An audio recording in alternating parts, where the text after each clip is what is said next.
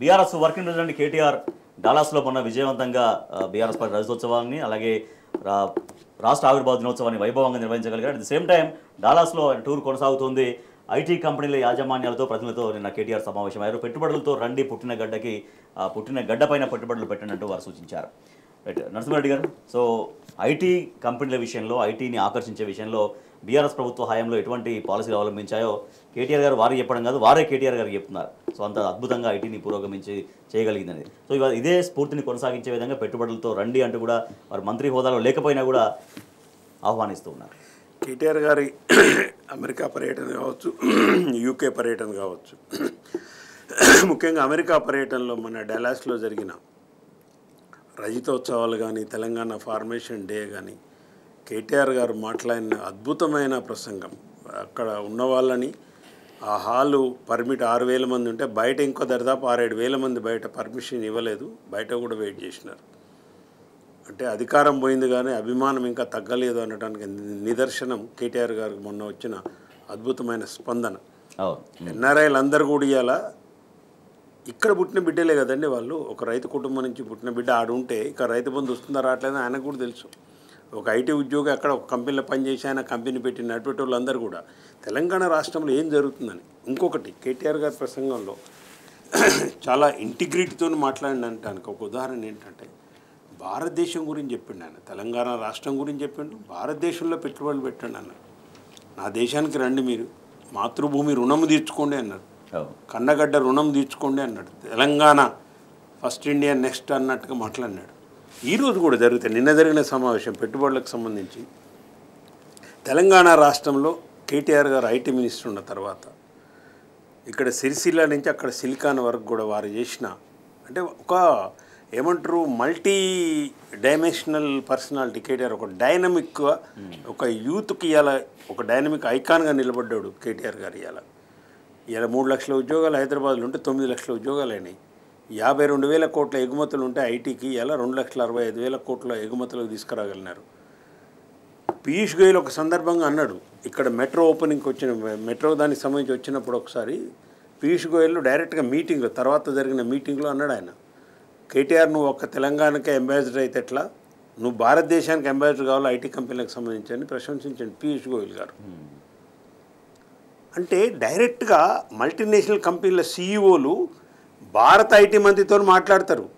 కానీ కేటీఆర్ గారి ప్రత్యేకత ఏంటంటే అందరూ సీఈఓలు కేటీఆర్ గారితో మాట్లాడేది వాళ్ళు డైరెక్ట్గా. ఇంకో మళ్ళీ కేంద్ర ప్రభుత్వ జోక్యం కానీ కేంద్ర ప్రభుత్వం కానీ లేకుండా డైరెక్ట్గా అట్లా ఎంటబడి సాధించింది అని నాకు ఉదాహరణ కూడా చెప్పినారు డల్లాస్ మీటింగ్లో. బోరు వర్షము థండర్ బోల్ట్స్ అవన్నీ వచ్చిన తర్వాత ఇక్కడి నుంచి పోయి అక్కడ ఒక అగ్రిమెంట్ చేసుకునేది ఉంటే అక్కడ అమెరికన్ ఎన్ఆర్ఐలే ప్రత్యేకమైన ఫ్లైట్ పెట్టి ఆ నుంచి ఇంకొకటి పట్టుకొని గూగుల్ వాళ్ళతో సెకండ్ క్యాంపస్ కోసం జరిగిన అగ్రిమెంట్లలో అక్కడికి పోయి ఆ రోజు నైట్ సంతకాలు పెట్టించుకొని వచ్చినాడు. ఇంకొక ఉదాహరణ ఫ్యాక్స్కాన్ ఇక్కడ రావడానికి యాక్చువల్గా ఆయన విదేశీ పర్యటనలు ఉండే కేటీఆర్ గారు ఒక్కరోజు కోసం ఫౌండేషన్ కోసం వచ్చి మళ్ళీ వెళ్ళిపోయినాడు. వీళ్ళు ఫ్యాక్స్కాన్ నిలబడ్డదంటే కేటీఆర్ వల్ల నిలబడ్డది. మీరు ఎనీ మల్టీనేషనల్ కంపెనీ చెప్పండి, గూగుల్, అమెజాన్, మైక్రోసాఫ్ట్ ఏదైనా చెప్పండి, పెద్ద క్యాంపస్లు ఇక్కడనే ఉన్నాయి, తెలంగాణలో ఉన్నాయి. చంద్రబాబు కుట్ర చేసిన మొదట్లో బ్యాండ్ అంబాసిడర్ అంటే హైదరాబాద్ ఇమేజ్ని ఖతం చేయాలని వాటన్నిటిని అధిగమించి కేటీఆర్ గారు ఇవాళ భారతదేశం కోసం అసలు ఒక ఐటీ మంత్రిగా ఉండవలసిన స్థాయిలో ఉన్న వ్యక్తిని పీయూష్ గోయల్ చెప్పినాడు. పెట్టుబడులకు రమ్మని చెప్పినారు. ఈ పర్యటనలు మొత్తం కూడా ఆద్యంతం మనం పరిశీలిస్తే చాలా విజయవంతంగా ఈ రాష్ట్ర ప్రయోజనాలే ముఖ్యమని చెప్పినారు.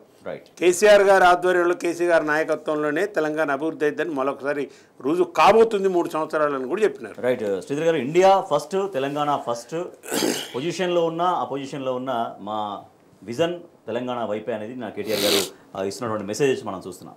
సో ఒక ప్రభుత్వ రంగ ఉద్యోగాల కల్పనలోనే కాకుండా ప్రైవేట్ రంగంలో ఉద్యోగాల కల్పన కూడా అది చాలా ఇంపార్టెంట్ అనేది ఎట్లా గత బీఆర్ఎస్ ప్రభుత్వం భావించింది, ఆ రిజల్ట్స్ ఎట్లా అందించగలిగింది, ఆ రిజల్ట్స్ని దేశ విదేశాల్లో ఉన్న వాళ్ళే ఎట్లా తిరిగి గుర్తించగలిగినటువంటి స్థాయిలో ఆ విజయాలు ఇవాళ మనం గుర్తు చేసుకోవచ్చు. అంటే కేటీఆర్ గారి ఉపన్యాస ధోరణి ముందు రేవంత్ రెడ్డి గారు వంట పట్టించుకోవాలి. ఎప్పుడైనా కానీ రాజకీయ నాయకులకు సందర్భాలు ఉంటాయి, ఆ సందర్భ శుద్ధి ప్రకారం మాట్లాడడం నేర్చుకోవాలి. కేటీఆర్ గారు అమెరికా వెళ్ళారు. ఆయన రాజకీయ నాయకుడు, భారతీయ రాష్ట్ర సమితి ఆయన అసోసియేట్ అధ్యక్షుడిగా ఉన్నారు. అక్కడ మీరు గమనించండి, ఎక్కడ రాజకీయ ప్రస్తావన తేలేదు, పరదూషణ తేలేదు. నా తెలంగాణ అన్నారు, నా భారతదేశం అన్నారు ఆయన. మీరు గమనించండి, రేవంత్ రెడ్డి గారి ఉపన్యాసాలు నేను వింటూ ఉంటాను. రాజకీయ వేదికల మీద ఉపన్యాసాలు వేరు, కానీ ప్రభుత్వ వేదికల మీద కూడా, ఇట్లా వృత్తి నిపుణులు ఉన్న వేదికల మీద కూడా ఇష్టం వచ్చేట్టుగా మాట్లాడడం వాచాలత్వం. అసలు అవి మనం పునరుక్తి చేయడానికి కూడా వీలు లేని మాటలు. ఈ మధ్య ఇంకోటి అసలు దరిద్రంగా పదోప్రయోగం చేశారు ఆయన కేసీఆర్ గారి గురించి. ఇది కంపేర్ చేసుకుంటున్నారు. నిన్న డల్లాస్కి మరి కేటీఆర్ గారు ఏ సభ పెట్టినా ఏదైనా కానీ అక్కడి నుంచి మా మిత్రులు చెప్పింది ఏంటంటే, సమైక్య రాష్ట్రంలో అంటే ఆంధ్రప్రదేశ్లో ఉన్న నిపుణులు కూడా వచ్చి విన్నారు చాలామంది. అంటే ఆయన చెప్పడంలో ఒక కొత్త విషయాలు ఉంటాయి, కొత్తగా నేర్చుకోవాల్సిన అంశాలు ఉంటాయి, కొత్త ఆలోచనలు రేకెత్తించే అంశాలు ఉంటాయి కేటీఆర్ గారు ఉపన్యాసాలు. ఆయన రాజకీయ ఉపన్యాసాలు రాజకీయ వేదికలు వచ్చినప్పుడు వేరే తరహా మాట్లాడతాడు, ప్రత్యర్థుల మీద దాడి చేస్తారు, అది వేరే.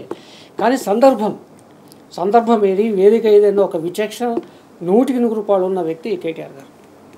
కాబట్టి ఇవాళ అమెరికాలో ఆయన ఉపన్యాసం ఇచ్చినప్పుడు ఒక భారతీయుడిగా మాట్లాడాడు, ఒక తెలంగాణ బిడ్డగా మాట్లాడాడు తప్ప ఎక్కడ రాజకీయాలు తీసుకోవాలి. అందుకనే మీరు గమనించండి, చాలా సందర్భాల్లో ఒకసారి వరంగల్లో మాట్లాడారు కేటీఆర్ గారు.